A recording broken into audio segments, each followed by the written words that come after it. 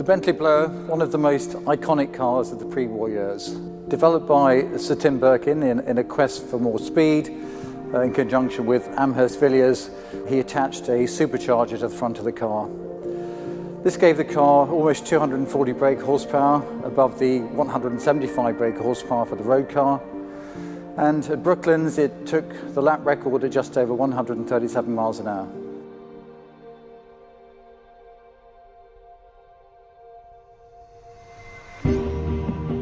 Bentley owns Team Car Number 2, the most iconic, the most valuable, and the most campaigned team car of the four. The car took part in many endurance races in 1930, most notably driven by Sir Tim Birkin in the 1930 Le Mans. Famously fast, but sadly unreliable, the car never won a race. Today, the car remains taxed and tested and driven on a regular basis. Recently, in our centenary year of 2019, the car completed the Mille Miglia without missing a beat.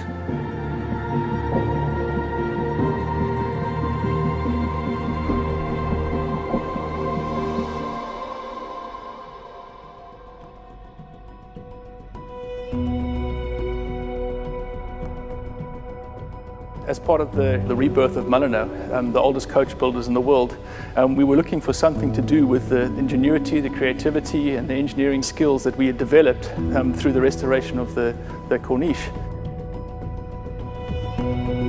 So we realized we had the perfect opportunity. Our team blower needed a bit of a restoration, and so we were able to then utilize the fact that the car had been taken apart to be able to scan and measure and document every single part, which is exactly the detail you need to start a recreation project.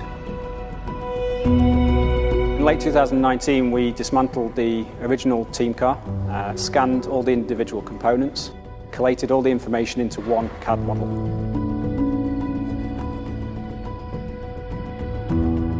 From that, we learnt a lot of history about the parts, a lot of history about the car. The chassis itself was twisted from several accidents that it had in its racing career. We carefully restored and put the car back together, and in doing so we spent over 300 hours cleaning the car. When we'd learnt everything we could, we immediately started the engineering of Car Zero. We started the assembly of that car 7 months ago in a specially set up Mulliner workshop.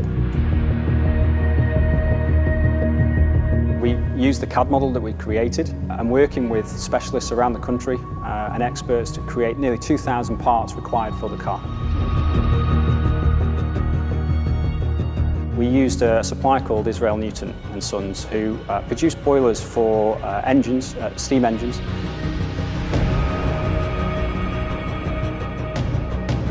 They used the techniques that we needed to produce the chassis authentically. So they're hand-formed, hand-heated and hammered chassis. They're techniques that go back over 100 years, and they're also using original tools and fixtures for those parts. The same with the radiator. So we used a company called Vintage Radiators, again using all hand forming and techniques that were of the period when this car was originally created. Over the last 7 months, we spent nearly 40,000 man-hours producing the car that you see today. We're incredibly proud of the techniques that we've used to produce this car.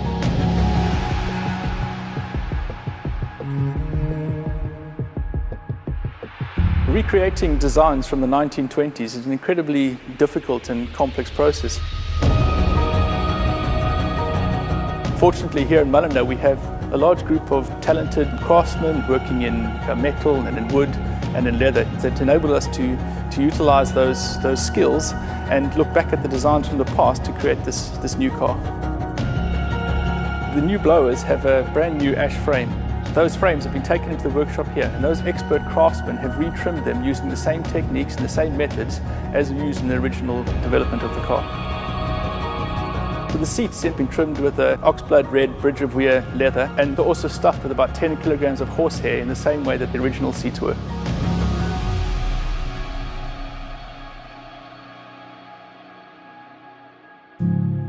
We have created a brand new car that has all the essence and the engineering and the design of a car that's nearly 100 years old. And to see that come to life and to be recreated is an amazing experience. We're incredibly proud of what we've managed to achieve here.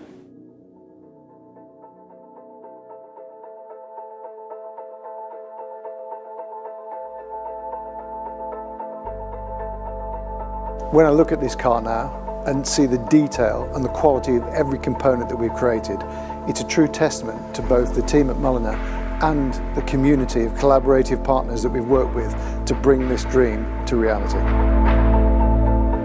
When we set out on this project for the continuation car, we never imagined how well it would turn out.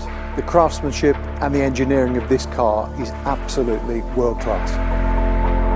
But the most important thing is, of course, the way it feels on the road. So now it's my great privilege to be the first person to drive it on the Bentley closed roads, and I think I'll go and do that right now, if you'll excuse me.